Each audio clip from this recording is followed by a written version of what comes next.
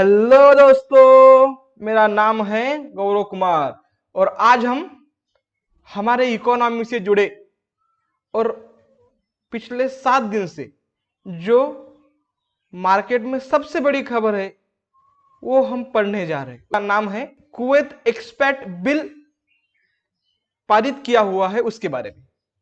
अब शायद आप में से कुछ लोगों को पता होगा या कुछ लोगों को पता भी नहीं होगा, तो हम बेसिक से पढ़ेंगे कि ये कुवैत देश कहाँ पे है। तो कुवैत, आपको जो पर्शियन गल्फ पता होगा, तो पर्शियन गल्फ में से एक देश है जो गल्फ कोऑपरेशन काउंसिल का एक भाग है। गल्फ कोऑपरेशन काउंसिल में 6 कंट्रीज है। एक तो बहरीन, कतर, सऊदी, यूएई मतलब यूनाइटेड अरब अमीरात, ओमान और लास्ट वाला कुवैत। तो ये हम उसी कुवैत की बात कर रहे हैं जिस पर एक मूवी आई थी अक्षय कुमार की, एयरलिफ्ट करके, वो जो 1991 में इशू हुआ था, जो इराक ने कुवैत पर अटैक कर दिया था। हम इसी कुवैत की बात कर रहे हैं। अब एक्सपैट्रिएट का मतलब क्या होता है कि उस देश में जो विदेशी नागरिक है, इंडियन से, इजिप्शियन से, बांग्लादेशी है और पाकिस्तानी है या और कुछ होंगे, तो किसी एक देश में जो विदेशी लोग रहते हैं उसको एक्सपैट्रिएट कहते हैं, मतलब माइग्रेंट्स कहेंगे हम। तो में कुवैत के लोगों की जो संख्या है, मतलब पॉपुलेशन, कुवैत की जो टोटल पॉपुलेशन है उसमें से 70% लोग बाहर के हैं। मतलब कुवैत की पॉपुलेशन लगभग 45 लाख है और उस 45 लाख में से 70% आबादी माइग्रेंट्स की है या बाहर से आए हुए लोगों की है। अब देखिए, ये नेशनल इशू होना लाजमी है, क्योंकि अगर किसी देश में उसी देश के नागरिक माइनॉरिटी में आ जाएंगे वो बात हो जाएगी ना, मतलब। तो इसीलिए अब आपको पता है कि कोविड का मतलब कोविड पैंडेमिक चल रहा है, इससे नौकरियां, अनएम्प्लॉयमेंट मतलब नौकरियां जा रही है। लोगों को और कुछ अपने जीवन को तारने के लिए, अपने जीवन को आगे बढ़ाने के लिए और कुछ काम नहीं मिल रहा है, मतलब। इसीलिए कुवैत में कुछ नेशनलिस्टिक भावनाएं जागृत हो गई। आपको पता है कि अमेरिका ने भी अपने वीजा जो गाइडलाइंस है उसमें चेंजेस करने शुरू कर दिए। शायद और कुछ देश भी ऐसा करेंगे, क्योंकि कोरोना की वजह से जो इकोनॉमी की हालत खस्ता हो गई है। सबसे पहले तो किसी देश को अपनी इकोनॉमी को आगे बढ़ाना होगा, और अगर उसकी अपनी इकोनॉमी को आगे बढ़ाना होगा तो अपने लोगों को अगर वो एम्प्लॉयमेंट नहीं देगी तो फिर इकोनॉमी कैसे आगे बढ़ेगी। शायद बाहर के देशों से कुछ टैलेंट बुलाकर हम काम कर भी दे, लेकिन अगर अपने देश के लोगों को काम नहीं मिलेगा तो फिर कैसा होगा ना, देश आगे कैसे बढ़ेगा। वैसा ही इश्यू हो रहा है कुवैत में, क्योंकि कुवैत के जो स्थानिक लोग हैं उनको ही एम्प्लॉयमेंट नहीं मिल रही है। इसीलिए उसकी असेंबली ने एक एक्सपैट्रिएट बिल पारित किया हुआ है। उस एक्सपैट्रिएट बिल में यह कहा गया है, भारत से आए हुए देशों की संख्या पूरे कुवैत के पॉपुलेशन के हिसाब से 30% होगी, मतलब 70:30। 70% कुवैती होंगे और 30% बाहर के लोग होंगे। अब इससे भारत पर क्या असर पड़ने वाला है, तो उस बिल में साफ साफ लिखा हुआ है कि जो 30% है, जो मतलब बाहर के लोग है, तो वो 30% में से 50% जो है वो इंडियंस लोग रहेंगे। मतलब आज आपको पता होगा, तो जो इंडियन एम्बेसी है कुवैत में, उस एम्बेसी ने जो आंकड़े रिवील किए हैं, उस आंकड़ों से हमें पता चलता है कि हमारे इंडियंस, लगभग 15 लाख इंडियंस हमारे वहां पर काम करते हैं कुवैत में। और अगर ये बिल पारित हो जाता है तो लगभग 8 लाख लोगों को कुवैत उस देश से निकाल देगा। और वो 8 लाख लोग कौन से हैं, तो जो अनस्किल्ड लेबरर्स है या फिर ज्यादा एजुकेटेड नहीं है, वो जो 8 लाख लेबर से, अगर वो 8 लाख लोग इंडिया में आ जाएंगे तो उनका प्रेशर इंडियन गवर्नमेंट पे या स्टेट गवर्नमेंट पे आ जाएगा ना। तो फिर पहले से ही तो हम कोरोना की महामारी से लड़ रहे हैं, फिर अगर ये और 8 लाख लोग आ जाएंगे तो हमारी सिचुएशन और बदतर हो जाएंगी। इसीलिए हमारा इंडियन गवर्नमेंट या हमारी एक्सटर्नल मिनिस्ट्री कुवैत सरकार से वार्तालाप कर रही है और हम इस इशू को रिजॉल्व करने की तरफ आगे बढ़ रही है। लेकिन अब जो गल्फ कोऑपरेशन काउंसिल है, जो 6 कंट्रीज है, उस कंट्री में कितने इंडियंस है? क्योंकि 2018 में सिर्फ कुवैत से हमको 4.8 बिलियन डॉलर्स मतलब 5 अरब डॉलर्स इतना रिमिटेंसेस इंडिया को मिला था। तो रिमिटेंसेस क्या होता है कि जो अपना इंडियंस लोग बाहर रहते हैं और हर महीने हर साल जो बाहर के देश से हमारे इंडिया में पैसा भेजते हैं उसको हम करते हैं रिमिटेंस, और रिमिटेंस आता है डॉलर की फॉर्म में। तो इसका पहला फायदा क्या होता है कि सबसे पहले तो हमको डॉलर्स मिल जाते हैं। दूसरी बात है कि वो जो इंडियंस है वो बाहर कमाते हैं और इंडिया में पैसा भेजते हैं, तो जिन लोगों को पैसा मिलता है, जो मतलब उनके पेरेंट्स होंगे, स्पाउसेस होंगे, उनके बच्चे होंगे, उनको तो वो पैसा वो लोग वो सब पैसा खर्च करते हैं।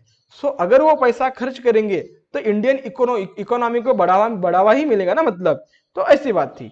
लेकिन अब देखेंगे हम कि हमारे जो इंडियंस हैं वो गल्फ कोऑपरेशन काउंसिल के अलग अलग देशों में कितने इंडियंस काम करते हैं, और अगर जो कुवैत ने ये कदम उठाया है, अगर बाकी के देश भी अगर ऐसा ही कदम उठाएंगे, ओ माय गॉड, सो फिर सिचुएशन बहुत वर्स्ट हो जाएंगे। तो हम देखेंगे कि गल्फ कोऑपरेशन काउंसिल के अलग अलग देशों में कितने लोग हैं। तो देखिए, बहरीन में 4 लाख लोग हैं हमारे। बहरीन की पूरी पॉपुलेशन 13 लाख है, उसमें से 4 लाख इंडियंस है। कतर की पॉपुलेशन 28 लाख है और उसमें से 7 लाख इंडियंस है। बाद में सऊदी अरेबिया में 41 लाख हमारे इंडियंस काम करते हैं। यूएई में लगभग 35 लाख इंडियंस काम करते हैं, जो यूएई के टोटल पॉपुलेशन की 27% है। तो मतलब कितनी बड़ी आबादी है ना हमारी वहां पर। Third, Oman. तो ओमान में 23 लाख, ओमान में लगभग 23 लाख लोग हमारे इंडियंस काम करते हैं, जो ओमान की पूरी आबादी का 20% है। अब इश्यू क्या है मित्रों, ये इतने बड़ी मतलब इतनी बड़ी आबादी हमारे उस देश में क्यों काम करने के लिए जाती है? तो एक, वहां पे उनको अपॉर्चुनिटीज बहुत मिलती है। वहां पे कौन काम करता है? वहां पे डॉक्टर्स काम करते हैं, हमारे इंजीनियर्स काम करते हैं, इलेक्ट्रिशियंस काम करते हैं, ड्राइवर्स काम करते हैं, उन लोगों के घर पर जो गार्डनर रहते हैं या घर काम करने वाले रहते हैं, वो सारे बहुत सारे इंडियन है। अब वो इतने सारे इंडियंस को वो देश प्रिफर क्यों कर रहे हैं? तो हमारे इंडियंस बहुत हम्बल रहते हैं। वो उस देश की जो पॉलिटिकल सिचुएशन है या पॉलिटिकल कंडीशन है उसमें कभी पार्टिसिपेट नहीं करते, या उस वहां के पॉलिटिक्स के बारे में कुछ या सोशल मीडिया पर या बाहर कुछ भी वो नहीं बोलते। इसीलिए गल्फ कोऑपरेशन काउंसिल के देशों को लगता है कि जो इंडियन कम्युनिटी है ये अपने काम से काम रखते हैं। भाई बस, मैंने तो बताया था कि लगभग 8 लाख इंडियंस को शायद, क्योंकि उस कुवैत की असेंबली ने वो बिल तो पारित कर दिया है, तो कुछ दिनों में या कुछ सालों में लगभग 8 लाख भारतीयों को कुवैत अपने देश से कहेगा कि आप चले जाओ करके।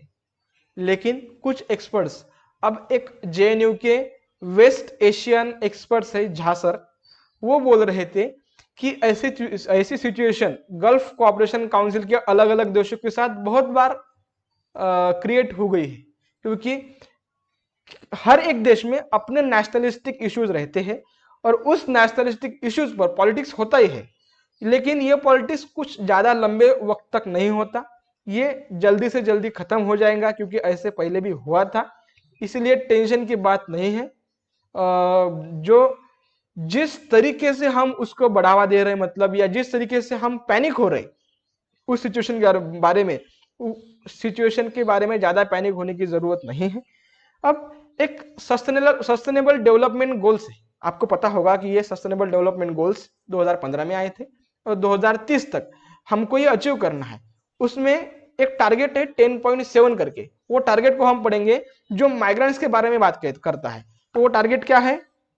वो टारगेट है facilitate orderly, safe and responsible migration and mobility of people, including through implementation of planned and well managed migration policies.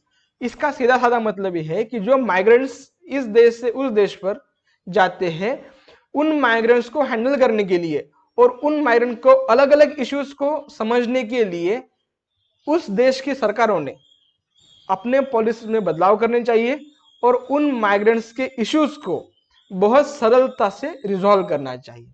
तो अब आपको पता है कि कोरोना की वजह से हर देश की इकोनॉमी की हालत खस्ता हो चुकी है। वैसे ही कुवैत की हो गई, क्योंकि कुवैत का सारा काम चलता है पेट्रोल से। उसकी इकोनॉमी लगभग 85% इकोनॉमी चल रही है पेट्रोल से, लेकिन अभी पेट्रोल के दाम नीचे गिर चुके हैं, इकोनॉमी कोरोना की वजह से बद से बदतर हो चुकी है, और जो कुछ इश्यूज है उस इश्यूज से ये सब प्रॉब्लम्स हमारे सामने खड़ी हो चुकी है। लेकिन उसका समाधान करने के लिए गवर्नमेंट ऑफ इंडिया तैयार है और गवर्नमेंट ऑफ इंडिया कुवैत सरकार से बात कर रही है। फिर हमको क्या करना पड़ेगा? एक्सपर्ट्स क्या बता रहे हैं कि अगर देखो लगभग 5 लाख इंडियंस गल्फ कंट्रीज से हमारे इंडिया में आ चुकी है इस कोरोना के महामारी के काल में। अब हमको क्या करना होगा कि जब तक सारे वर्ल्ड की इकोनॉमी अच्छी तरह से काम नहीं करने लगती, तब तक हमें क्या करना है? तो जो बाहर से लोग हमारे इंडिया में आए हैं, उन लोगों को हम वो सब स्किल्स प्रोवाइड करने चाहिए जो स्किल्स बाहर के देशों में हेल्पफुल हो सकते हैं। और अगर हम उस स्किल्स को बहुत अच्छी तरीके से हमारे इंडियंस को दे सके, तो शायद उस देशों में इस कोरोना के महामारी के बाद जो लेबरर्स की जरूरत पड़ेगी, तो शायद बाकी देशों की तुलना में हमारे इंडियंस को वहां पे प्रेफरेंस मिलेगी। तो ये हमको करना है। सुरक्षित, आप कोरोना के इस काल में सुरक्षित रहिए, पढ़ाई करिए, अपने घर के लोगों की सुरक्षा के बारे में जरा जागरूक रहिए और हमसे जुड़े रहिए। Thank you very much.